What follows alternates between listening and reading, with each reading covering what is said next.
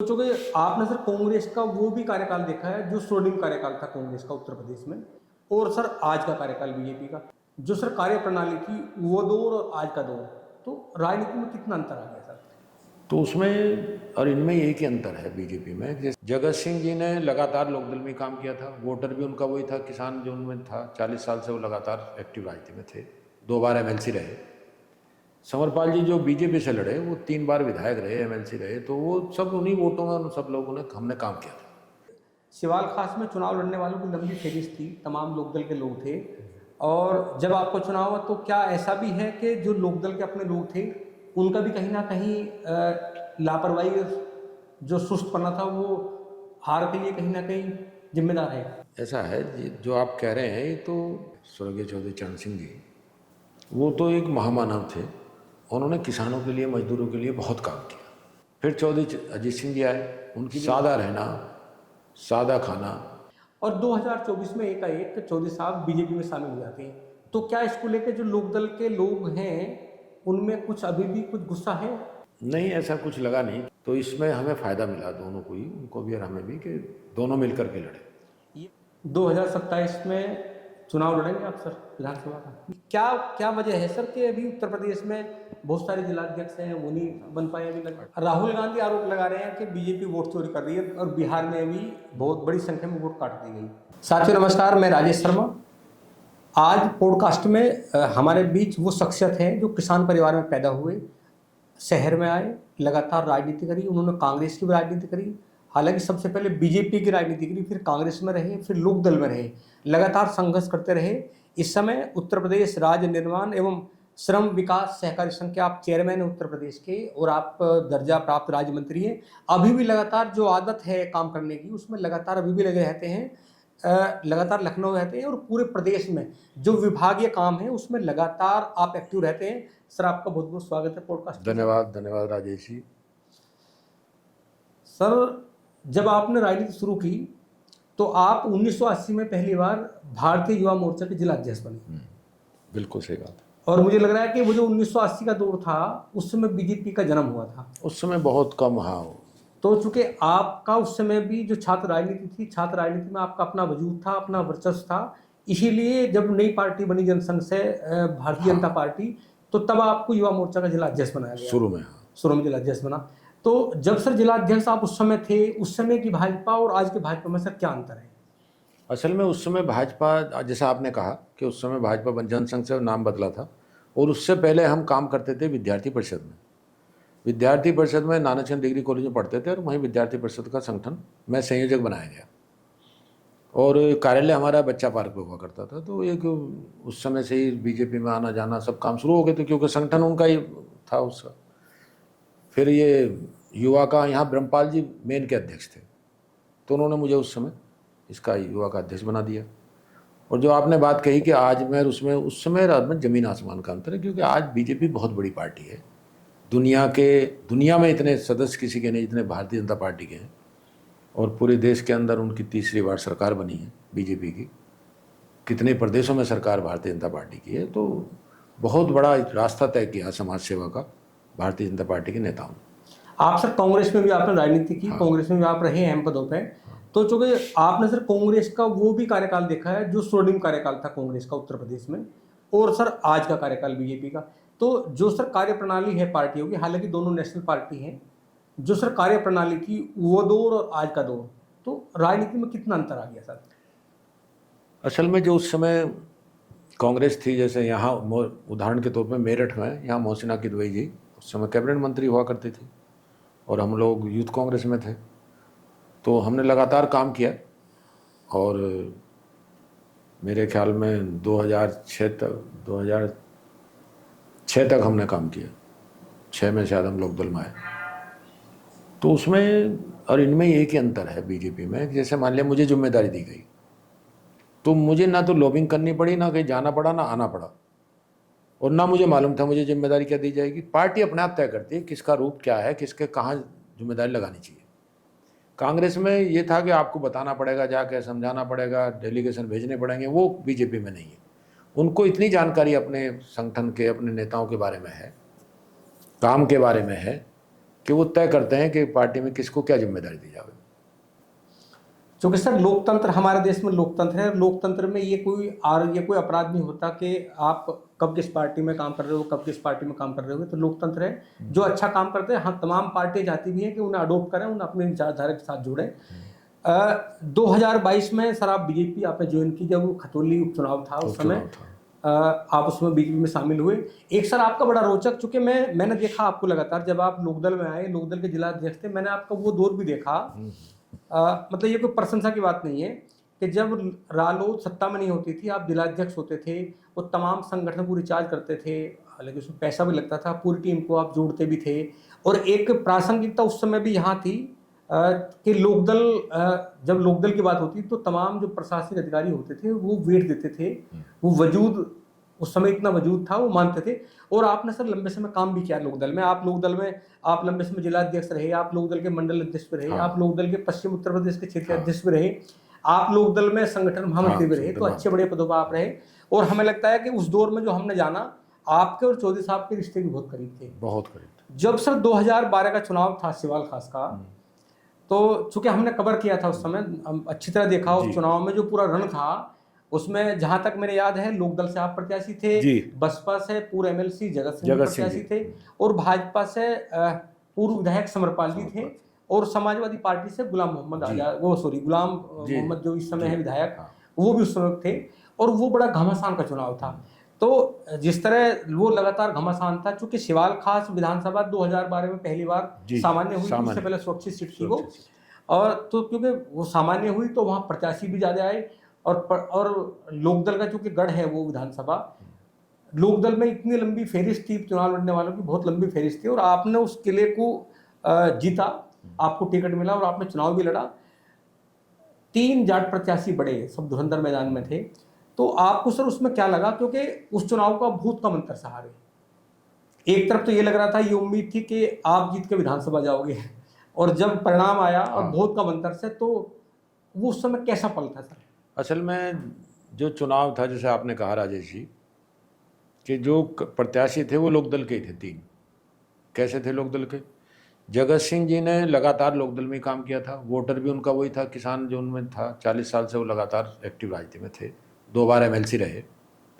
समरपाल जी जो बीजेपी से लड़े, वो 3 बार विधायक रहे, एमएलसी रहे, तो वो सब उन्हीं वोटों में, उन सब लोगों ने हमने काम किया था, और एक ही वोट के 3 आदमी लड़ गए।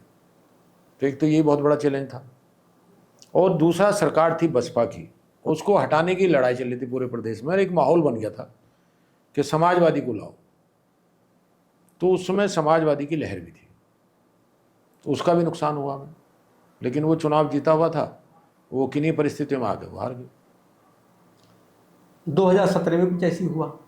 2017 में ये हुआ कि 2014 में आदरणीय मोदी जी देश के प्रधानमंत्री बन गए, और बीजेपी में अमूलचूल परिवर्तन, बिल्कुल एकदम नीचे तक वो आना शुरू हो गया। और मोदी जी के काम की वजह से, बीजेपी के काम की वजह से लोगों में एक बदलाव आया कि समाजवादी सरकार को जाना चाहिए, क्योंकि समाजवादी सरकार में जातियाँ बढ़ गई, कुछ अपराध बहुत चरम पे चला गया, तो उन सब का प्रभाव जनता में था।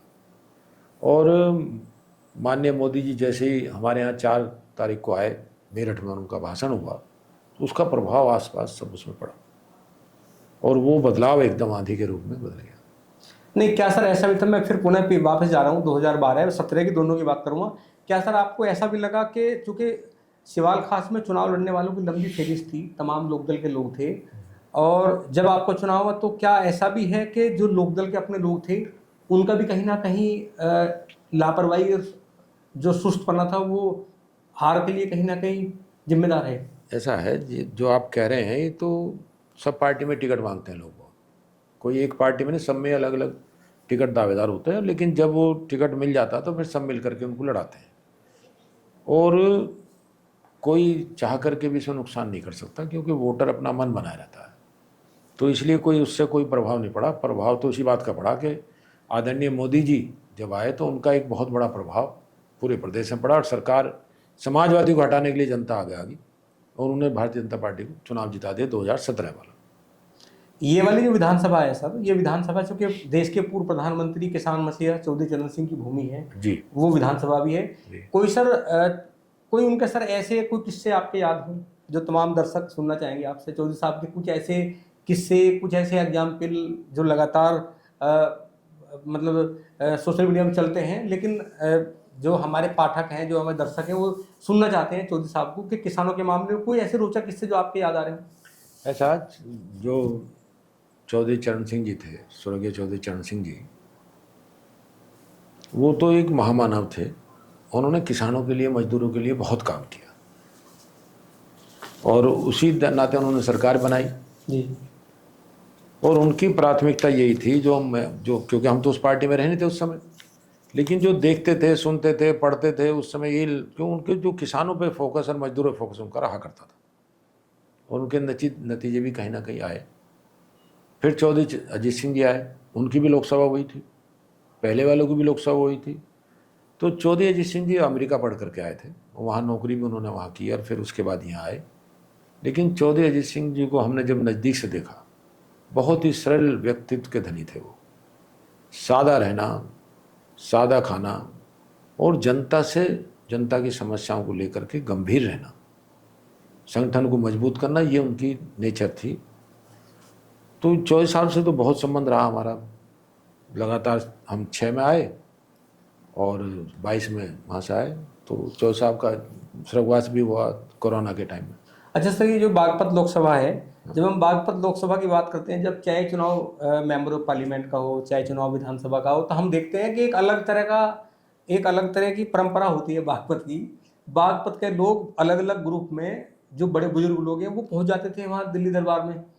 असल में जो आप कह रहे हैं, क्योंकि नज़दीक रहते थे चौधरी साहब और चौधरी साहब से सबका लगाव था, देहात का खासकर किसान और का, तो उनको ये मानते थे उनसे जाकर मिल करके अपनी बात कहना।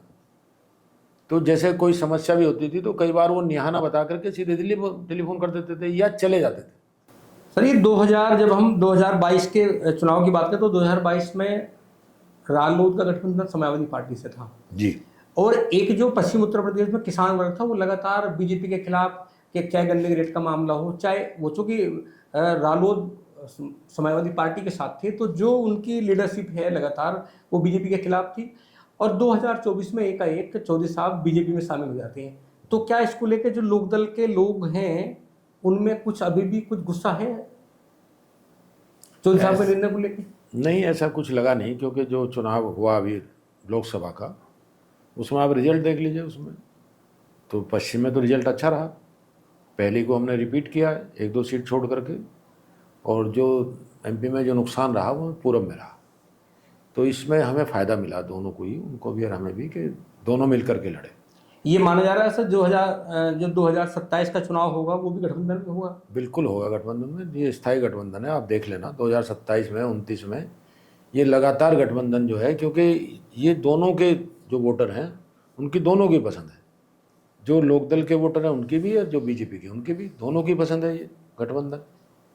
समाजवादी पार्टी के प्रवक्ता राजीव कुमार भाटी जी कल बागपत में थे और बागपत में उन्होंने सार्वजनिक जब प्रेस कॉन्फ्रेंस करी, मीडिया से बात की, तो उन्होंने कहा कि जयंत चौधरी अपनी साख खो बैठे हैं, अब उनकी साख नहीं बची है, और उन्होंने चौधरी चरण सिंह साहब की साख भी खो दी है।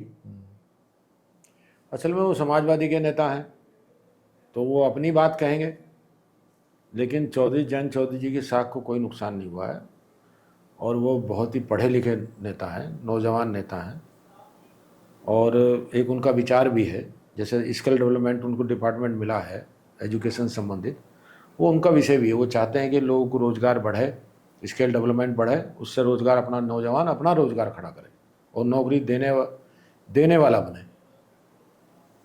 2027 में चुनाव लड़ेंगे आप सर विधानसभा का? नहीं, 2000 ये तो पार्टी तय करती है, वैसे भी संगठन का काम है, पार्टी तय करती है किसकी जिम्मेदारी क्या देनी है। लेकिन मेरा जो चुनाव है यहाँ वो 2028 तक है, जहाँ मैं चेयरमैन हूँ अब यूपीसी एलडीएफ का, ये 2028 तक है। चूँकि 2 विधानसभा आपने चुनाव लड़े इस सीट पर, और आप लगातार जो है बहुत कम अंतर से दोनों चुनाव हारे। एक बार ये जानना चाहेंगे दर्शक सर, जो अपना डिपार्टमेंट है उत्तर प्रदेश राज्य निर्माण एवं श्रम विकास जो सहकारी विकास सहकारी संघ है, इसमें सर मोस्टली क्या काम होते हैं? मतलब जो आम इसमें लोग हैं, हमारा यूथ है, हाँ, ये यूथ इसका क्या लाभ ले सकता है? मतलब आप ये कैसे कैसे कनेक्ट हो सकते हो, और प्रदेश में किस मतलब किस क्षेत्र में ये डिपार्टमेंट डेवलपमेंट करता है? असल में ये जो डिपार्टमेंट है हमारा, ये निर्माण एजेंसी है और श्रम विकास है। श्रम विकास उनका कि जो लाखों मजदूर हमारे यहाँ लगते हैं पूरे प्रदेश के अंदर, उनका विकास कैसे हो, उनके बच्चों के एजुकेशन में क्या हो, उनके लिए हम प्रोग्राम चलाते हैं। और पूरे प्रदेश के अंदर जितने विभाग हैं सरकार के, वो अपनी बिल्डिंग बनाने के लिए हम पैसे देते हैं। जैसे मान लिया एजुकेशन है तो स्कूल बनाने के लिए देते हैं, कुछ लोग हमें पुल बनाने के लिए देते हैं, कुछ लोग अस्पताल बनाने के लिए देते हैं, कुछ लोग गौशाला बनाने के लिए देते हैं। तो पूरे प्रदेश में करीब 1,500 हमारे काम, 1,500 से ऊपर काम चल रहे हैं। और हमारा जो स्थल जो हमारा ढांचा है विभाग का, वो हर मंडल स्तर पर हमारे ऑफिस है। वहाँ हमारा एक्शन स्तर का अधिकारी बैठता है, मॉनिटरिंग करते हैं। और हमारा प्रयास ये रहता है कि जो हम काम हमें मिला विभाग को, वो समयबद्धता से और गुणवत्तापूर्ण होना चाहिए। वही हमारी समाज के लिए अच्छी सेवा है कि हम जो बनावें वो लगातार गुणवत्ता और समयबद्धता, ये दोनों चीज़ का ध्यान रखा जाए। और जो दूसरा हमारा काम श्रम विकास है। जो सर जो यूथ है, क्या यूथ का भी इसमें कुछ ऐसा है कनेक्टिविटी कि जो यूथ को लाभ मिल जाए डिपार्टमेंट? यूथ को लाभ मिलता है क्योंकि ठेकेदारी करते हैं। हमारे 3,500 ठेकेदार हैं, जो बच्चे लड़के ठेकेदारी करते हैं, बिल्डिंग बनाते हैं। तो करीब 3,500 हैं। तो एक रोजगार का साधन भी है, उनके परिवार भी हैं, उनसे जुड़े हुए लोग भी हैं, तो वो भी लाखों आदमी जुड़ते हैं। आप तो सर सरकार का हिस्सा हैं और लगातार चूंकि आप मीटिंग में जाते हैं, संवाद भी आप लगातार करते हैं। ये सर क्या वजह है कि उत्तर प्रदेश में हम लोग देख रहे हैं पिछले 1 साल से लगातार चुनाव की बात चल रही है कि जिलाध्यक्ष का चुनाव हुआ, अभी वो भी पूरे नहीं हो पाए, फिर प्रदेश अध्यक्ष का चुनाव होना है, इसका राष्ट्रीय अध्यक्ष, क्या वजह है सर कि अभी उत्तर प्रदेश में बहुत सारे जिलाध्यक्ष हैं, वो नहीं बन पाए? अभी लगभग 28 से 30 है और ये माना जा रहा है कि प्रदेश अध्यक्ष का भी चुनाव होगा। तो क्या देरी हो रही है सर, क्या कोई अड़चन है? असल में पूरे दुनिया के अंदर सबसे बड़ी पार्टी है, करीब 12 करोड़ से ऊपर हमारे सदस्य हैं। तो उसमें सबसे बातचीत करके, सब चीज़ों को देख करके, हाईकमान जो है सब चीज़ों से बातचीत करके, समन्वय बना करके सब चीज़ों निकालने में टाइम लगता है। एक तो ये है कि आप अपनी पार्टी के मालिक है, आपने कहा चलो ये प्रदेश के अध्यक्ष, ये जिले के अध्यक्ष, वो हमारे यहाँ सिस्टम नहीं है बीजेपी में। वहाँ सामूहिक डिसीजन है, सारी चीज़ों को देख करके हाईकमान डिसीजन लेता है। बिहार चुनाव सर नवंबर में है। हाँ। चुनाव आयोग ने डेट डिक्लेयर कर दी और वहाँ तमाम जो भी पार्टियों के नेता हैं सब रणभूमि में इस समय कूद पड़े हैं। तो क्या लग रहा है सर आपको कि बिहार के क्या रिजल्ट की संभावना है? असल में बिहार ने जंगल राज देखा है राजेश जी, और बहुत बुरे दिन देखे हैं। वहाँ आदमी कब किडनैप हो जाए कुछ नहीं पता। एक ज़माना था, सड़कों का नाम नहीं था। आज एकदम अमूलचूल परिवर्तन गठबंधन ने और नीतीश कुमार जी ने किया। और आप देख लेना आने वाले टाइम में कि वहाँ बीजेपी गठबंधन ही लौट करके आएगा, क्योंकि वो जो लोग हैं उनसे लोग डरते इसलिए हैं कि फिर जंगल राज आ जाएगा, कोई सुरक्षित नहीं होगा, सड़कें नहीं होंगी। अब वादा कुछ भी कर लीजिए आप, लेकिन आपको यही समझ नहीं कि आप वादा क्या कर रहे हैं। जैसे उन्होंने अभी एक वादा मैंने देखा है कि वो साहब हर घर को नौकरी मिलेगी सरकारी, तो कहाँ से मिलेगी, पद कहाँ से लाओगे? तो वो कोई उनका, और जो उनका रिकॉर्ड रहा है उनका उसका आरजेडी का, वो रिकॉर्ड आपने देखा ही सब कि वो खुद मुलजिम है, उनके परिवार के सारे लोग मुलजिम हैं, लालू जी को सज़ा हो चुकी है। तो कैसे भ्रष्टाचार से लेकर सारे काम उन्होंने किए हैं, नौकरी के बदले ज़मीन ली है, वो सब जनता के सामने। राहुल गांधी आरोप लगा रहे हैं कि बीजेपी वोट चोरी कर रही है और बिहार में भी बहुत बड़ी संख्या में वोट काट दी गई। असल में वो राहुल जी क्या बोलते हैं, उनको कोई गंभीरता से इस देश में अब लेता नहीं। उसका कारण है, आपकी 3 जगह सरकार आई तो कैसे आ गई? फिर अगर वोट चोरी करनी थी तो वहाँ क्यों नहीं हुई? आप कैसे लोकसभा जीताए या कैसे प्रियंका जीताई? तो वो सब तो जनता को भरमाने का काम कर रहे हैं, क्योंकि वो जनता में कहीं सेवा करने का काम कर ही नहीं रहे। उनको ध्यान देना चाहिए अपनी पार्टी पे, संगठन पे, वो क्यों हार रहे हैं इस पर ध्यान देना चाहिए उनको, और उन जनता के मुद्दों को उठाना चाहिए। तो जो कंस्ट्रक्टिव काम है, जो सकारात्मक रोल होना चाहिए नेता प्रतिपक्ष का, वो निभा नहीं रहे उसको। वो विदेश में जाके बोलते हैं देश के खिलाफ, अच्छी बात थोड़ी है। अब एक संस्था बना रखी है आपने, उसका एक अलग अस्तित्व है, उस पर ही आप आरोप लगाए जा रहे हैं, तो उसका मैसेज समाज में अच्छा नहीं जाता। इस शहर के सर एक भामाशाह होते थे, यहाँ जिला पंचायत अध्यक्ष भी रहे, लंबे समय एक पार्टी के वो बड़े नेता रहे जिनका नाम सेठ दयानंद गुप्ता होता था, और मुझे लगता है कि आपकी व्यक्तिगत रूप से उनसे बहुत करीबी थी। बहुत करीब। तो एक बार सर मैं जानना चाहूँगा, मैं भी बहुत सारे साथी, क्योंकि जो जो नए दर्शक है, जो यूथ है, वो सेठ दयानंद गुप्ता के नाम से जानता है, लेकिन सेठ दयानंद गुप्ता का व्यक्तित्व कैसा था, कैसे नेता थे वो, एक बार सर आपसे जानना चाहेंगे। असल में सेठ दयानंद गुप्ता जो मेनली जुड़े हुए थे, वो जुड़े थे एजुकेशन से। चाहे इस्माइल कॉलेज है, मेरठ कॉलेज है, डीएन कॉलेज है, वो सभी संस्थाओं से जुड़े हुए थे, और वो कहीं प्रेसिडेंट रहे, कहीं सेक्रेटरी रहे, और वो कांग्रेस में हुआ करते थे, हम सब कांग्रेस में साथ थे, फिर चेयरमैन भी बने बीजेपी में आकर के। तो वो उनका जो ज़्यादा ध्यान फोकस था वो एजुकेशन पे था, कि एजुकेशन बढ़िया होनी चाहिए। उन्होंने आमूलचूल परिवर्तन किया मेरठ कॉलेज से लेकर के डीएन कॉलेज में। आप देखिए, इस्माइल डिग्री कॉलेज है, उसका इंटर कॉलेज अलग बनाया उन्होंने। तो वो चाहते थे जितनी अच्छी एजुकेशन होगी उतना अच्छा नागरिक हमारा पैदा होगा और देश का भविष्य पैदा होगा।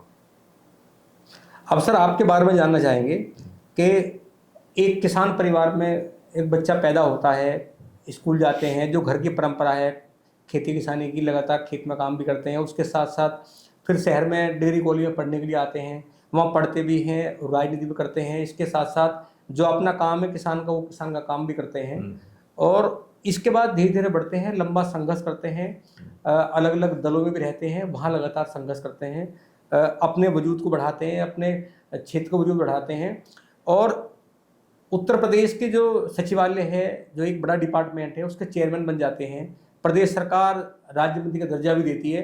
तो एक बार सर आपके संघर्ष में, आपका संघर्ष कैसा रहा, हम लोग आपसे जानना चाहेंगे। जो आपका संघर्ष था, आप किसान छबड़िया गांव से निकले, छबड़िया गांव सरदना विधानसभा होती है, सरदना कस्बे के पास ही छोटा सा गांव होता है, और वहां से निकल के लखनऊ मुख्यालय तक का सफर आपका कैसा रहा, इस बीच में कौन कौन से संकट आपने झेले, एक बार सर आपसे जानना चाहेंगे। असल में एजुकेशन तो हमारी इंटर तक वहीं हुई जैन कॉलेज में, और उसके बाद फिर डिग्री कॉलेज में एनएस कॉलेज में आ गए, और यहीं से हमने छात्र राजनीति शुरू की, और वो की विद्यार्थी परिषद से, एबीवीपी से। तो उसके हम संयोजक रहे, फिर हम युवा के जिला अध्यक्ष बने भाजपा के, और उसके बाद कुछ दिन बाद हम चले गए कांग्रेस में, और कांग्रेस में लगातार हम रहे। और कांग्रेस में दयानंद गुप्ता जी थे, जकीउद्दीन थे, और मोहसिना किदवई जी यहाँ से कैबिनेट मंत्री हुआ करती उस दौरान। तो लगातार वहाँ संगठन में काम किया, और बस इसमें यही चीज़ थी कि हम ज़्यादातर समाज से जुड़े रहे और समाज की समस्याओं को उठाते रहे, चाहे हम रहे कहीं भी, किसान की, मजदूर की, नौजवान की या व्यापारी की। हम कोशिश करते रहे कि समस्याओं से जुड़े रहें, उन समस्याओं से जुड़ने के बाद उनको उठाने का काम करें। और जहाँ तक चैलेंज का सवाल है, चैलेंज तो ज़िंदगी में हर जगह है। आपको चैलेंज पैसे का भी है, क्योंकि हम किसान परिवार से थे, कोई पैसे की बड़ी चीज़ नहीं थी, तो हमने व्यापार भी किया। टीवी चौराहे पर बिल्कुल मेडिसिन की दुकान खोली, आजीविका बहुत ज़रूरी थी चलानी। तो ये सब संघर्ष चलता रहा, और उसके बाद में आज कारोबार में भी हम लोगों ने स्कूल कॉलेज भी हैं, सब चीज़ हैं।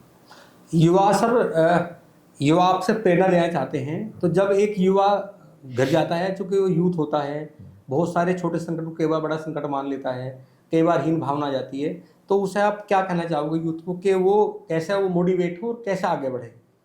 असल में जो हमारा नौजवान है, उनमें जिम्मेदारी माँ बाप की भी बहुत बड़ी है, क्योंकि वो हम समस्याएं जीवन में आएंगी, किसी जीवन में हो आप, समस्याएं आएंगी आपको, किसी क्षेत्र में हो आप, उन समस्याओं से किस तरह निकलना है, उसमें धैर्य बनाने की जरूरत है। आपको जॉब नहीं मिल रहा तो धैर्य बनाने की आवश्यकता है, लगातार आप संपर्क करिए, लगातार काम करिए, और अगर आपका सिद्धांत ठीक है और आपकी मेहनत ठीक है, तो आज भी बड़ी बड़ी नौकरियां हैं। पहले आपने राजेश जी कभी सोचा नहीं होगा कि 1.5 लाख रुपये महीने का पैकेज होगा, अब 3 लाख रुपये महीने का पैकेज भी है। अगर आप एजुकेशन में भी 12 घंटे पढ़ते हैं, अगर 12 घंटे किसी भी क्षेत्र में आप काम करेंगे, तो आपको ज़िंदगी में कोई सफलता से नहीं रोक सकता। 12 से 18 घंटे काम करिए, जितना आप कर सकते हैं। अगर 12 से 18 घंटे काम करेंगे तो आपकी सफलता कोई नहीं रोक सकता। अपने जीवन का उद्देश्य बनाइए कि हमें इस क्षेत्र में जाना है, और फिर कंसल्टेट करिए दोनों बीच में मत रहिए, उसमें कंसंट्रेट करके काम करिए, तो आपको सफलता मिलेगी। चाहे आप राजनीति में करिए, चाहे आप व्यापार में करिए, चाहे आप नौकरी में करिए, आप सब जहाँ जाएंगे वहीं अगर आप 12 से 18 घंटे काम करते हैं तो सफल होंगे। सर 2024 के मेंबर ऑफ पार्लियामेंट के चुनाव में समाजवादी पार्टी ने इतिहास रचा उत्तर प्रदेश में, और देश की तीसरे नंबर की पार्टी के रूप में उभर करके आई। 37 सीट इन्होंने लोकसभा ली। हमें लगता है कि समाजवादी पार्टी के इतिहास में पहली बार इतनी सीटें आई होंगी। जब मुलायम सिंह यादव जी रहते थे तब भी कभी इतनी सीटें नहीं आई। हाँ। तो वो जो पीडीए का कॉन्सेप्ट है, जो लगातार समाजवादी पार्टी के लोग जो इंडिया अलायंस है वो पीडीए की बात कर रहे हैं, तो क्या 2027 में पीडीए का क्या, आपको क्या लगता है सर? आप लगातार एनालिसिस भी करते हैं, पूरे प्रदेश में घूमते हैं, तमाम अलग अलग दलों के नेताओं से बात भी करते हैं, और सरकार क्या कर रही है और विपक्ष क्या कर रहा है, इसके लिए आप भली भांति आपको अच्छी तरह अवगत हैं। तो 27 में क्या रिजल्ट, क्या पीडीए मजबूती से उभरेगा? असल में जो अखिलेश जी का वो समाजवादी पार्टी है, वो पीडीए की तो बात करते हैं, लेकिन वो तो परिवारवाद की बात करते हैं। आज भी उनके एमपी देख लीजिए आप, एमपी में के आदमी तो उनके घर के ही हैं, तो उनके यहाँ कोई पीडीए का कोई मतलब नहीं है। पीडीए अगर सही मानों में किसी में है तो बीजेपी में है, क्योंकि बीजेपी के अंदर हर समाज को, चाहे वो किसी भी समाज का व्यक्ति है, सबका सम्मान है और सबकी भागीदारिता है। उनका क्या रोल होना चाहिए, क्या उनकी हिस्सेदारी होनी चाहिए, वो सब भाग उनको आगे बढ़ाना चाहिए, ये सोच अगर कहीं है तो बीजेपी में है। चाहे वो शेड्यूल कास्ट के लिए हो, चाहे अति पिछड़े के लिए हो, चाहे नौजवानों के लिए, सबके लिए उनकी सोच है और उसी सोच पर पार्टी आगे बढ़ती है। तो ये जो आपने अभी बात कही कि उनकी सीटें ज़्यादा आ गई इस बार, तो कई बार आदमी जो है भ्रामक प्रचार करता है और उसका भी प्रभाव कहीं ना कहीं आ जाता है। जैसे पूरे देश के अंदर इन्होंने प्रचार किया कि अगर 400 सीटें आ गई तो संविधान बदल देंगे, ये पूरी जोर शोर से चलाया गया। उसमें कुछ लोग लगा होगा कि शायद कहीं ऐसा ना हो जाए, तो वहाँ उसका थोड़ा प्रभाव आ गया उसमें, और तीसरी बार सरकार बना ली फिर बीजेपी ने। तो इसलिए कोई ज़्यादा इनका प्रभाव आने वाले समय में पीडीए का कोई पड़ने वाला नहीं है। कांशीराम जी का परिनिर्वाण दिवस होता है, लखनऊ में बड़ी विशाल रैली होती है। बताया गया कि लगभग 5 से 5 लाख के आसपास में लोग पहुंचे। वहां प्रदेश की पूर्व मुख्यमंत्री सुश्री मायावती जी थी और उन्होंने पीडीए पर निशाना डाला, पूरा निशाना साधा, क्योंकि पीडीए जो डी है बीच में, डी को लेकर उन्होंने लगातार जो है वो बोली भी उस पर, कहीं कहीं भाजपा को भी निशाने पर लिया और उन्होंने सपा को ज़्यादा निशाना बनाया। तो ये जो पूरी बड़ी रैली है, क्या लगता नहीं कि एकाएक जब हम उनके चुनाव की बात करते हैं तो 2007 से 12 तक अलग बात है कि उत्तर प्रदेश में उनकी इंडिपेंडेंट गवर्नमेंट रही, लेकिन 2012 के बाद में लगातार इतना डाउनफॉल आया। आज की स्थिति में समाजवादी पार्टी के पास कोई मेंबर ऑफ पार्लियामेंट नहीं है, एकमात्र विधायक है बसपा के पास नहीं, बसपा के पास एक विधायक है, सांसद भी कोई नहीं है। तो ये जो एकाएक 5 लाख लोग वहीं इकट्ठा होते हैं, क्या लग रहा है कि 2027 में बसपा दम भरेगी? देखिए, आप भी जानते हैं राजेश जी कि बसपा का जो वोटर है 12-13% है, और जब उसमें दूसरा मिल जाता है तो फिर वो सरकार बना लेते हैं। तो जो आप रैली की बात कर रहे हैं वो उसी वोटर में से आया हुआ है, और उसमें आपने देखा होगा कि जो आपने कहा कि बड़ी रैली थी, तो इसलिए वो उनका अपना वोटर है, वो बुलाती हैं तो वो आ जाता है। लेकिन इसका चुनाव में कितना प्रभाव पड़ेगा, ऐसा कुछ है नहीं। तो मुझे नहीं लगता कोई उसका उलटफेर वो करने की स्थिति में आएंगी। हो सकता है उनकी आज एक सीट ना हो, उनकी सीट कुछ बढ़ जाए।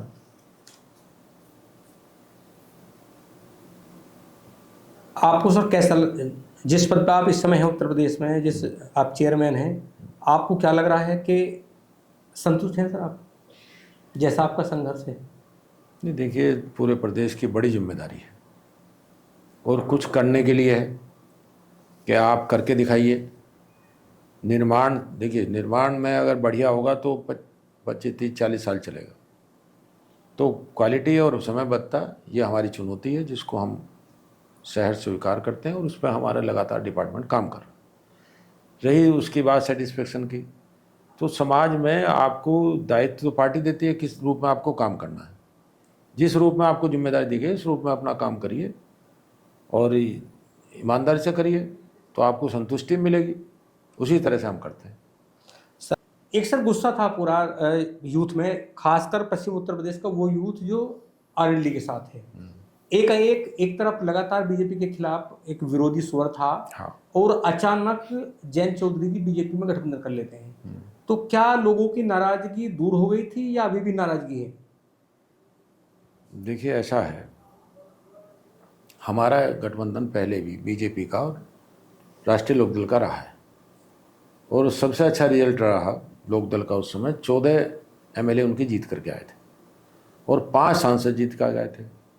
तो ये सिद्ध करता है कि हमारा और उनका गठबंधन जो है स्वाभाविक गठबंधन है। अब जहाँ तक नाराजगी नौजवान की बात है, नौजवान बिल्कुल नाराज नहीं है। नौजवान नाराज होता तो हम इतनी सीट कैसे जीतते पश्चिम में, जिसका प्रभाव पूरब में तो पड़ा है। पूरब में जो जीते हैं सीटें सपा वाले ज़्यादा जीते हैं, लेकिन हमारे इधर जिधर राष्ट्रीय लोकदल का प्रभाव है, इधर हमारा रिजल्ट बहुत अच्छा रहा। सर, मुजफ्फरनगर ऐसी सीट है जहां लगातार किसानों के मुद्दों को लेकर मूवमेंट चलता है, क्योंकि वहाँ चौधरी महेंद्र सिंह टिकैत जी, जी, का एक वो स्थली है सिसोदी, और वहाँ सिसोदी। लगातार जब हम उत्तर प्रदेश के किसान सेगमेंट की बात करते हैं, कुछ समस्या की बात करते हैं, तो सबसे पहले प्रदेश में मुजफ्फरनगर से आवाज उठती है। ठीक बात है। 2024 के लोकसभा चुनाव में गठबंधन होने के बाद भी एक वो सीट, जिस सीट से 2 बार केंद्रीय मंत्री थे डॉक्टर संजय बालियान, वो तब जीत जाते हैं जब बीजेपी इंडिपेंडेंट चुनाव लड़ती है और ऐतिहासिक मतों से जीतते हैं। लेकिन जब 2024 का चुनाव होता है, वो श्योर थे और बहुत सारे लोग उम्मीद थी कि अब लोकदल और बीजेपी का गठबंधन हो गया तो वो ऐतिहासिक मतों से जीतेंगे, रिकॉर्ड बनाएंगे, लेकिन वो हार जाते हैं। असल में जो आपने कहा भी, संजय बालियान जी बड़े नेता हैं और वो मंत्री भी रहे दिल्ली में। उनका कार्यकाल बहुत अच्छा रहा, उन्होंने काम भी बहुत किए। उन्होंने जितना काम किया इतना पहले नहीं हुआ कभी भी, क्योंकि उनके कार्यकाल में बहुत काम हुए, विकास की योजनाएं बहुत आई, चाहे बिजली को लेकर के आई, सड़कों को लेकर के आई, बहुत काम किए उन्होंने। अब आप सवाल है कि हम गठबंधन में हार क्यों गए, ये कई बार अलग अलग चीज़ें मुद्दे होते हैं। कई बार आप जीत जाते हैं, कई बार आप हार जाते हैं, लेकिन इसका कोई प्रभाव नहीं है इसमें कि जयंत चौधरी का और हमारा गठबंधन हो गया इसलिए हम हार गए, उससे कोई नाराज़गी थी उसमें हार गए, इसका कोई मतलब नहीं है। ये तो मुद्दे होते हैं, जैसे मैंने आपको कहा कि उन्होंने मुद्दा चलाया कि भाई अब क्या संविधान बदल देंगे, 400 आने का मतलब यही है। असल में उन्होंने ये तो कहा ना, 400 का मतलब क्यों कह रहे हैं 400 पार, कि ये संविधान बदल देंगे, तो उससे भी कुछ लोग प्रभावित हो सकते हैं। तो कई कारण बन जाते हैं लोकल भी, तो इसलिए ऐसा नहीं है, बड़े लीडर हैं और वो हार गए हम। लेकिन लोकदल का जो वोटर है, आप जो कहा आपने, नेता है युवा खासकर, बिल्कुल नाराज़ नहीं है, कहीं से मुझे दिखाई नहीं देता नाराज़गी। आप लगातार चौधरी अजीत सिंह जी के बहुत करीब रहे, क्या आपकी अभी जयंत चौधरी से बातचीत होती है? नहीं, जयंत चौधरी जी तो अपनी पार्टी के राष्ट्रीय अध्यक्ष हैं, और क्योंकि हम बीजेपी में हैं तो इसलिए प्रोग्राम में कहीं मुलाकात हो जाती है। मेरठ में भी वो आए, तब भी मुलाकात हुई। जब हम सर अपने देश में बदलाव देखते हैं, तो दिल्ली में जब अन्ना हजारे का एक बड़ा मूवमेंट होता है कांग्रेस के खिलाफ, एक बड़ी संख्या में देश का यूथ दिल्ली में इकट्ठा होता है, और वो एकाएक जब 2014 का मेंबर ऑफ पार्लियामेंट का चुनाव होता है, तो यूथ ये मानता है कि कांग्रेस पर जो आरोप लगे बहुत सारे भ्रष्टाचार के, बेरोजगारी के बहुत सारे आरोप लगे, उम्मीद थी कि बीजेपी में आके कुछ बेहतर होगा, और 2014 में वो जो यूथ था वो आंधी की तरह बीजेपी के साथ जुड़ा। क्या आपको लग रहा है कि वो जो यूथ है, वो जो ताकत थी, वो आज भी बीजेपी के साथ है?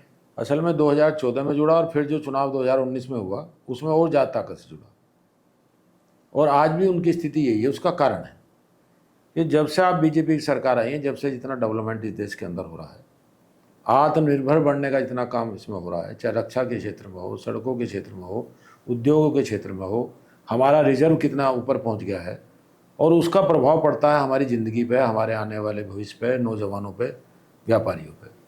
तो ये इतना तरक्की पिछले जो समय गुजरा है, करीब 75 साल करीब हम लोगों को हो गए, और जो पहले सरकारों में काम हुआ है उसमें यार इस अब जो 10, 11, 12 साल हुए हैं, इनमें आप देखेंगे तो ज़मीन आसमान का अंतर है। आप मेरठ के डेवलपमेंट देख लीजिए ना, दिल्ली से आने के लिए 4 घंटे लगते थे, आप वहाँ जाते थे ट्रेन उस पर तो आपको 5 घंटे लगते थे बाई एयर जाने के लिए। आज देख लीजिए आप, 2 हाईवे आपके, तीसरा हाईवे आपका एक और बन रहा, गंगा एक्सप्रेस हाईवे।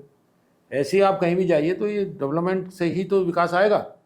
विकास आएगा तो नौकरी आएंगी, नौकरी आएंगी तो हमारे यहाँ जीडीपी बढ़ेगी, जीडीपी बढ़ेगी तो हमारे नौजवानों का जीवन स्तर उठेगा, आज उठ रहा है। क्या सर 2027 में बीजेपी की दोबारा सरकार बनेगी? बिल्कुल बनेगी, कोई शक क्यों नहीं, बिल्कुल बनेगी। देश में, प्रदेश में भ्रष्टाचार है? नहीं। ये लोग कहते हैं कि उत्तर प्रदेश में अफसरशाही हावी है। नहीं, योगी जी का जो शासन है वो बहुत बेहतर शासन है। क्या 2027 में आप चुनाव लड़ेंगे? नहीं। क्या आपकी जयंत चौधरी से कभी बात होती? मुलाकात होती। जो एक यूथ था जो 2014 से पहले बीजेपी के साथ जुड़ा था, क्या आपको लगता है कि वो यूथ नाराज है? नहीं, नाराज़गी नहीं है, क्योंकि उनके अपेक्षानुसार उनकी जो इच्छाएं हैं, अपेक्षाएं हैं पार्टी से, सरकार से, उनको पूरा करने का काम सरकार मोदी जी के नेतृत्व में कर रही है। तो इसलिए मुझे नहीं लगता कहीं नाराज़गी। विपक्षी दल लगातार ये आरोप लगाते हैं कि इस समय देश में सबसे ज्यादा बेरोजगारी है। अब वो विपक्ष में है तो उनको कुछ ना कुछ बोलना है, बेरोजगारी कहीं नहीं है।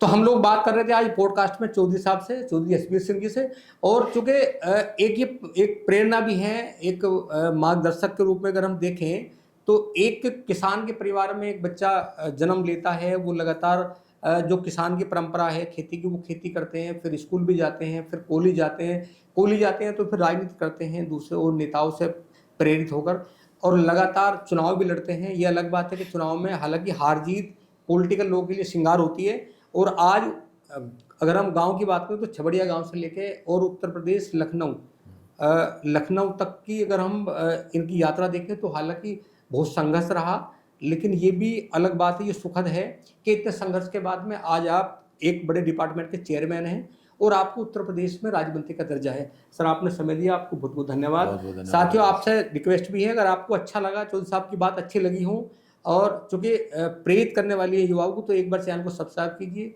वीडियो को शेयर कीजिए, कमेंट बॉक्स में जरूर लिखें आप चौधरी साहब की बातों से कितने सहमत हैं और कितने असहमत हैं। नमस्कार।